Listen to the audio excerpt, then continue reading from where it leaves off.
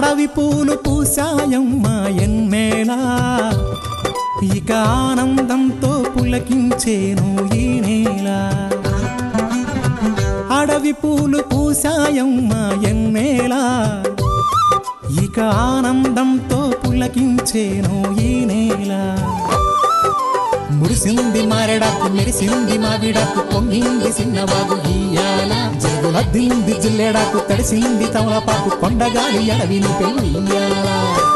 అడవి పూలు పూసాయమ్మా ఎన్నెలా, ఇక ఆనందంతో పులకించేను ఈ నేల.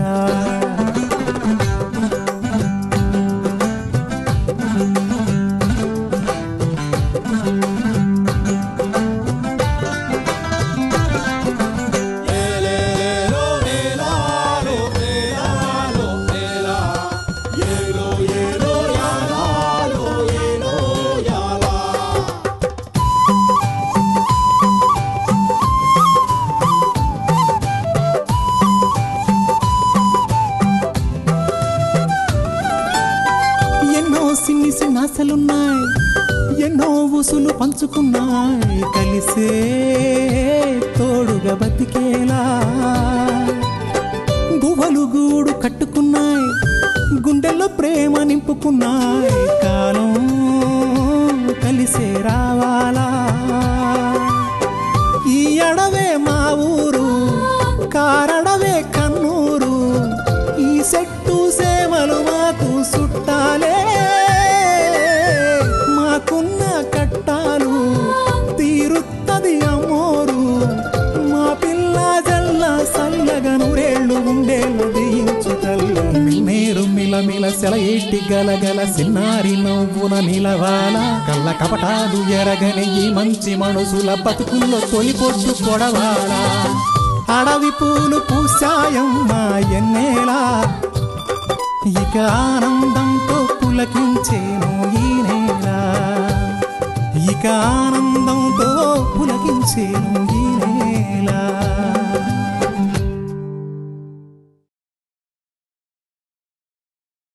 మిమ్మల్ని చెట్లని పంటల్ని చూసుకోవడమే కాదు, నీ ఇంటి ఆడపడుచును కూడా కొంచెం చూసుకోవాలి. అర్థం కాలేదు దొరా. తెమ్మప్ప గురించి నీ అభిప్రాయం ఏంటి?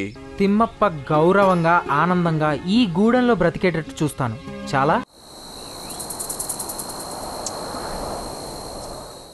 దానికి కారణం నేను కాదు, మీ లచ్చన్న రవి. జిత్తుని ఎన్నోసార్లు మంచి మనిషిగా మానవత్వం ఉన్నవాడిగా చూశారు. అందుకే జిత్తు అంటే వారికి ఒక రకమైన అభిమానం. కానీ ఆ విషయం జిత్తుకి తెలీదు. తనని అందరూ చెడ్డవాడిగా అనుకుంటారనే భావనలో పెరిగాడు. అందుకే అతనిలో గిల్టీనెస్ ఎక్కువగా ఉంది. అంటే ఆత్మాన్యూనతా భావం. తనను తాను తక్కువగా చేసుకొని అందరూ తనని ఏదో దోషిగా చూస్తున్నారనే అపోహలో పెరిగాడు. అందుకే అందరినీ శత్రువుల్లాగా చూస్తాడు. నన్ను కూడానా? నానేడ్చేశాను. నువ్వేమీ చేయనక్కర్లేదు. లచ్చనపై ఉన్న అసూయ, ద్వేషభావం అతను ఇష్టపడే వాళ్ల మీద, అతనిని కూడా ఇష్టపడే వాళ్ల మీద చూపించి తనలో తానే సంతృప్తి చెందటమే ఇలాంటి వారిలో ఉన్న గుణం. మా జిత్తుని ఆడి గుణాన్ని బాగా చదివారమ్మా. జిత్తును చదవలేదు, జిత్తు లాంటి వారి మనస్తత్వాల మీద ఉన్న రీసెర్చ్లను చదివాను అంతే. మీరు చదువుకున్నటోళ్ళు. నాను మిమ్మల్ని అడగచ్చో లేదో నాకు తెలియదు, కానీ రవిబాబు చదువుకున్నారు. ఇద్దరూ మంచితనంలో పోటీ పడేటోళ్లే. మా గూడిపోల దృష్టిలో మీరు మమ్మల్ని చల్లగా చూసుకోవడానికి వచ్చిన దేవుళ్ళు.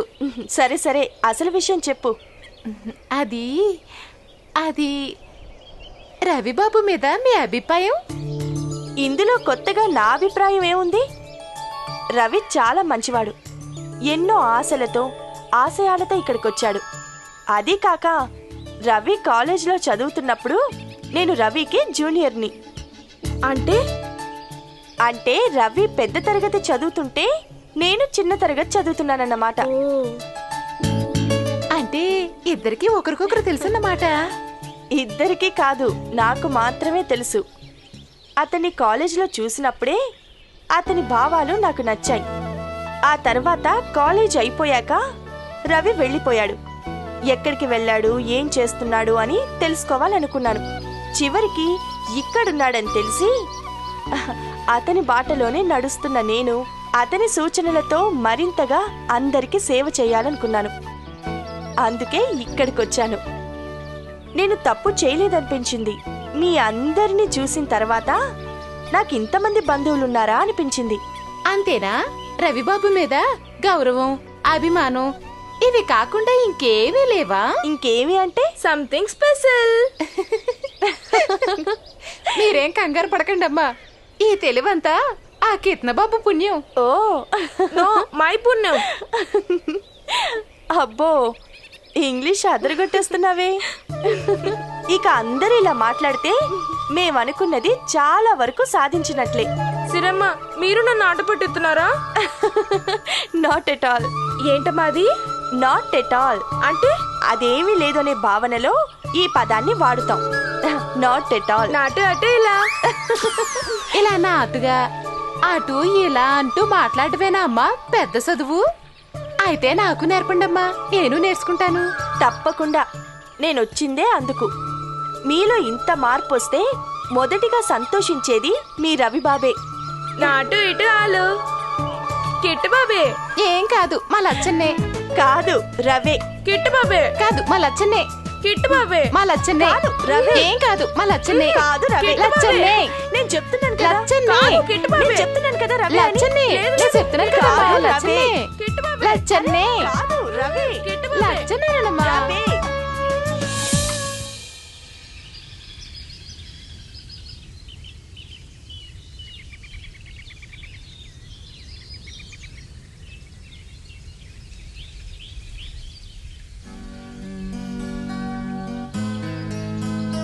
రఘుబాబు, మీరా ఇటు వెళ్తున్నారు? ఇక్కడ కొండల్లో నుంచి ఏదో జలం ఊరుతోందంట. దాన్ని మీ గూడానికి పైపుల ద్వారా మన్నించి మీకు తాగునీరు అందించాలని ప్రయత్నిస్తున్నాను. అసలు అక్కడికి వెళ్ళి చూస్తే గాని ఆ నీరు మీకు ఎంతవరకు సరిపోతుందో తెలీదు. తప్పకుండా సరిపోతుంది బాబు. ఎన్నో వందల ఏళ్ల నుంచి ఆ నీళ్ళు అలా ఎడతెరపు లేకుండా పారుతూనే ఉంది.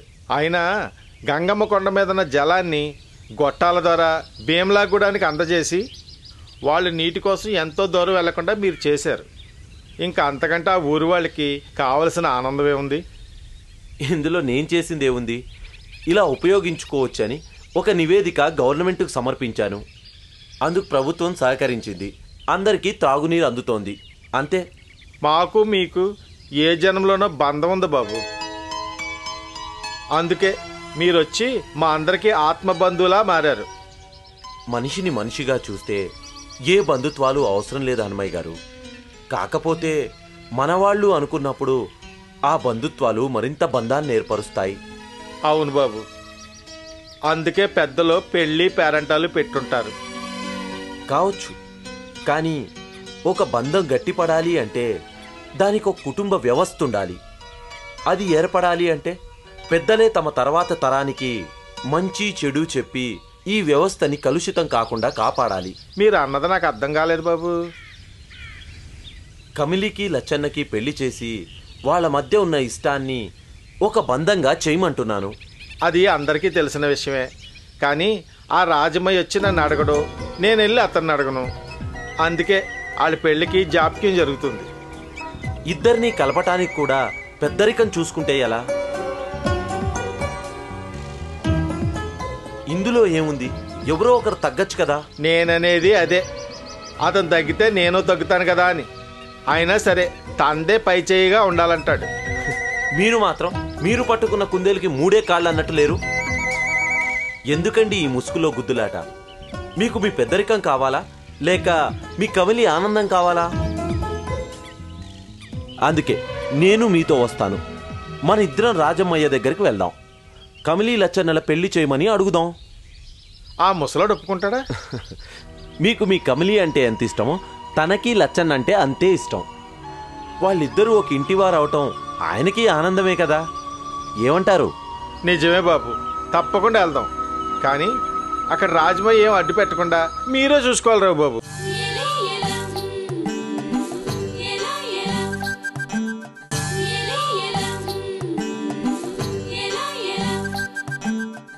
అక్కడ రాజమయ్య ఏం అడ్డు పెట్టకుండా మీరే చూసుకోవాలి రావు బాబు.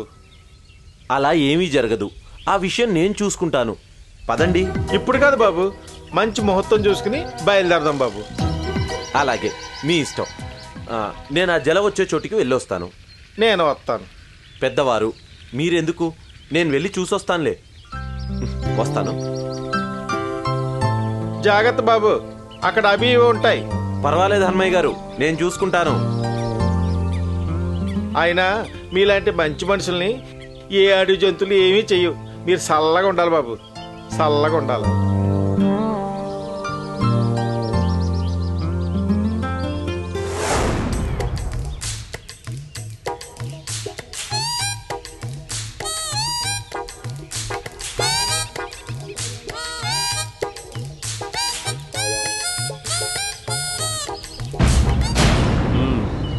యారా ఎవరి కొంపలు కూలుతారని పథకాలు వేస్తున్నారు?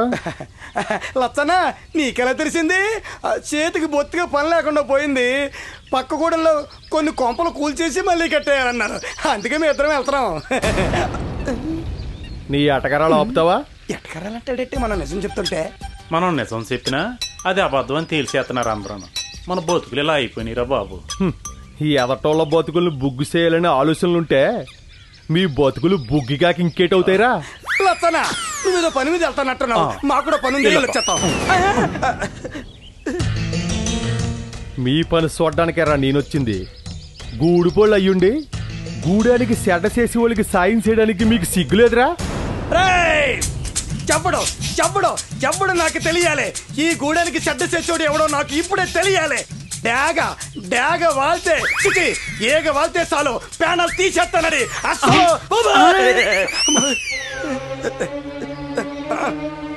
అలా వెళ్ళిపోతామిట్రా. ఇలా జాతరలో వేసే ఏ రంగం ఇక్కడ బాణయ్యేత్తనో గాని మొన్న జిత్తుతోటి ఆ రమణ దొరక నువ్వు సాయం చెయ్యి, నీకు అన్ని విధాల లాభం ఉంటుందని చెప్పావా లేదా? ఆ జిత్తుగాడు చెప్పాడా? ఈ ఎర్రోడు చెప్పాడు. ఆహా, ఈడు నా గురించి చెప్పడం బాగానే ఉంది. మరి ఆ కృష్ణబాబు నీళ్ళు గురించి రమణ దొరికి చెప్పడం, ఆ తిమ్మప్పకే ఎక్కించడం మరేమనుకుంటున్నావు? రేయ్, మీరేం చేసినా చేతన్నా నాకు తెలియదు అనుకుంటున్నారా? అసలు ఈ గూడు మీకు ఏం అన్యాయం చేసిందిరా? అందరూ నాశనం అయిపోయి చెట్టుకొకళ్ళు పుట్టకొకళ్ళు అయిపోతే మీరు ఈ అడవిలో ఒంటరిగా బతికేద్దాం అనుకుంటున్నారా? అసలే మనోళ్ళు ఉన్నది కొద్ది మందిరా. మనలో మనకి లొకలొకలు అవసరమా? మీకేది కావాలి? డబ్బా, దర్పమా, అధికారమా? మీకేది కావాలన్నా నేనే మీకు ఇయ్యాలరా. మన పంట పండిపోయింది. ఇప్పుడు ఈ లచ్చనగాడి ఎక్కడి నుంచో డబ్బట్టుకొచ్చాడన్నమాట. అవి మనకిస్తాడు. లచ్చన, మాకు అధికారం అక్కర్లేదు. ఎందుకంటే మేము దానికి తగం కాబట్టి. దర్పం కూడా అక్కర్లేదు. డబ్బు వస్తే దర్పం దానికి అదే వస్తుంది కాబట్టి. ఇక డబ్బు ఇచ్చేయమంటావా? మడిసిని నడిపించే ఊతకర్ర లాంటిది. అందుకే మా డబ్బు మాకు ఇప్పించేస్తే మేము బేగా వెళ్ళిపోతాం. ఎత్తాన్రా, కానీ ఊరికే వచ్చింది ఉలిపి కట్టతో సమానం. కట్టపడితే వచ్చింది ఆనకట్ల నిలిచి మన బతుకుల్ని కాపాడద్దే. అందుకే మీకు కట్టబట్టం నేర్పిస్తాను. ఇక ఎవరి ముందు ఇలా దేహి అని చెయ్యి సాపక్కర్లేదు. మీ కట్టానికి శ్రమకే ఫలితం ఎప్పుడు ఉంటుంది. కట్టబడ్డమా? కట్టబడ్డం అంటే మాకు చాలా కట్టం. అందుకే మేము కట్టబడంగా. కానీ ఎదుటోడి కట్టాన్ని తేరగా దోసుకుంటారు ఆ రమణ దొరలాగా.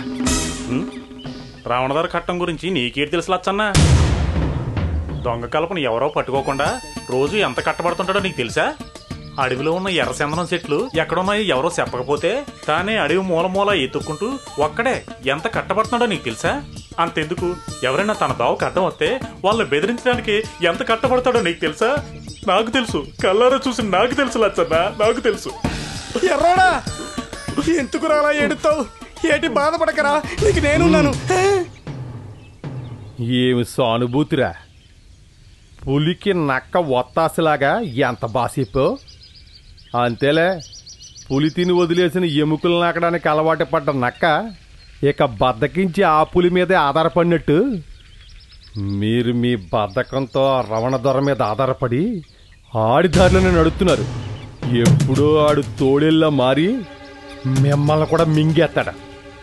అప్పుడు తెలుస్తుందిరా మీరు ఎంచుకున్న తోవ ఎంత నరకమో. నర్రక్కవా ఏ చెట్టుని చూపిస్తా చెట్టు నరికేస్తాం, మా చేతికి డబ్బులు వస్తాయి, అప్పుడు మేము పసందు చేసుకుంటాం. అలాంటప్పుడు మా బతుకులు సొరగం తప్ప నరకం ఎలా అయితే లచ్చన్నా? సరే, ఇక నుంచి ఆ రవణ దొరతో మిమ్మల్ని చూసినా, గూడెంలో ఏ ఆడపిల్ల జోలికొచ్చినా, మీరు గూడానికి ఆ రవణ దొరను తీసుకొచ్చినా, మీరు చెట్టులు నరికినట్టుగా నేను మిమ్మల్ని నరికేస్తాను. ఎవరిని? ఆ రవణ దొరన? ఆణ్ణి ఈణ్ణి నిన్ను కూడా నరుకుతావా? ఇక్కడెవరో కాళ్ళకి పట్టాలు తొడిగించి కూర్చోలేదు, కడియాలు తప్ప. అంత పౌరుషమే కనుకుంటే వెళ్ళి నీ కమలి దగ్గర చూపించు. రాయ్, నా కమిలి పేరు పలకడానికి ఎంత ధైర్యంరా నీకు? నిన్ను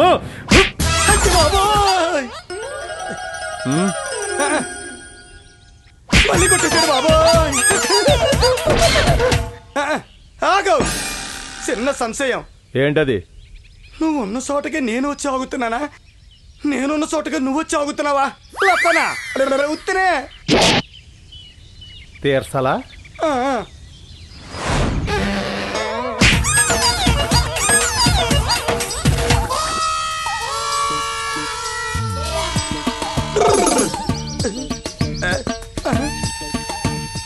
ఎక్కడున్నాడు?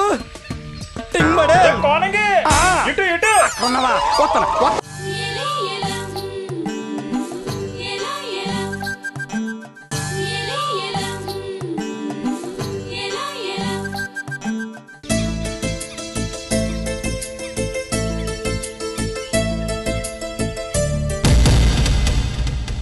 ఏంట్రా ఎర్రోడా సత్రం అడ్డు పెడుతున్నావు?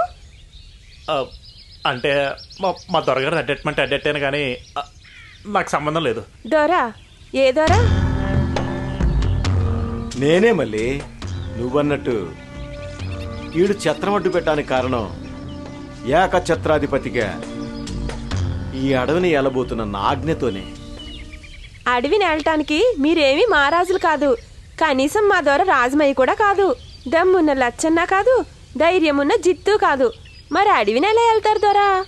ఆహా, పికిలి పెట్టవనుకున్నాను, మాటలు నేర్చిన మైనావనుకోలేదు.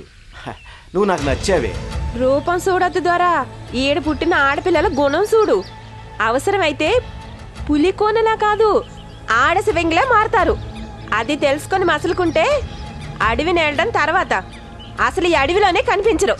ఆహా, ఒరే ఎర్రోడా, ఈ మధ్య మన జాతక చక్రం మారిపోయిందిరా.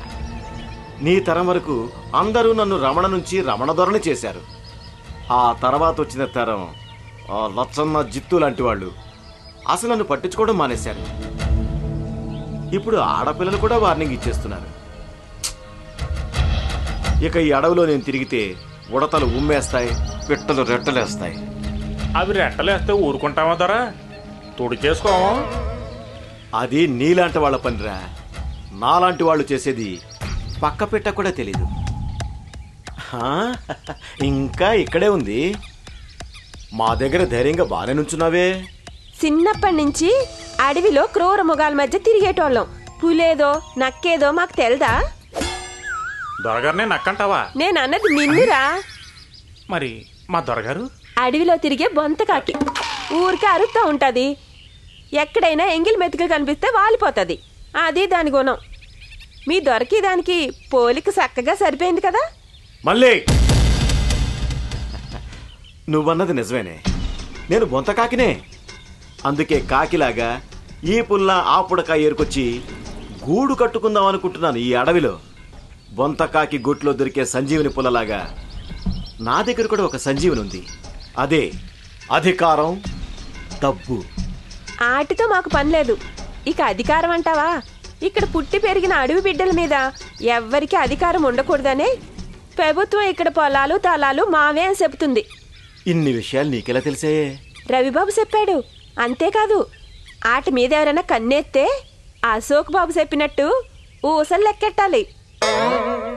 ఆ, ఈ విషయం కూడా తెలిసిపోయింది. రే ఎర్రోడా, అసలు గూడెల్లో అందరూ నేను ఎప్పుడు ఊసలు లెక్క పెడతా అని ఎదురు చూస్తున్నట్టుగా ఉంది. పోనోసారి వెళ్ళి లెక్కట్టొచ్చేయండి దొరా. ఇంకెవరి బెదిరింపులు ఉండవు, ఏటకారాలు ఉండవు. ఏమంటారు దొరా? రే, నిన్ను ఇన్నాళ్ళు ఎర్రోడు అనుకునేవాడిరా, కానీ ఇప్పుడు తెలిసిందిరా నువ్వు ఎర్రోడు కాదు రోయ్. మరి నేన్రా ఎర్రోడిని.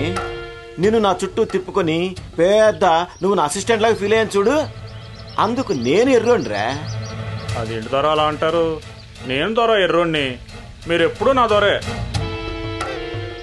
ఇంకెప్పుడు పేర్లు ఇలా తారుమారు చేయకండి దొర. నేను ఎర్రోడిని అనుకోవడానికి కూడా లేదు. సర్లే మళ్ళీ, అసలు నేను ఎందుకు ఆపానంటే మీ జిత్తుగాడు నాకు కొన్ని పనులు చేసి పెడతానని హామీ ఇచ్చాడు. కానీ వాడిని ఆ పనులు చేయకుండా నువ్వు అడ్డుపడుతున్నావని తెలిసింది. ఇక ముందు అలా అడ్డుపడితే అడ్డుపడితే ఆ అడ్డు తొలగిస్తాను. నన్నన్నారే నన్నన్నారే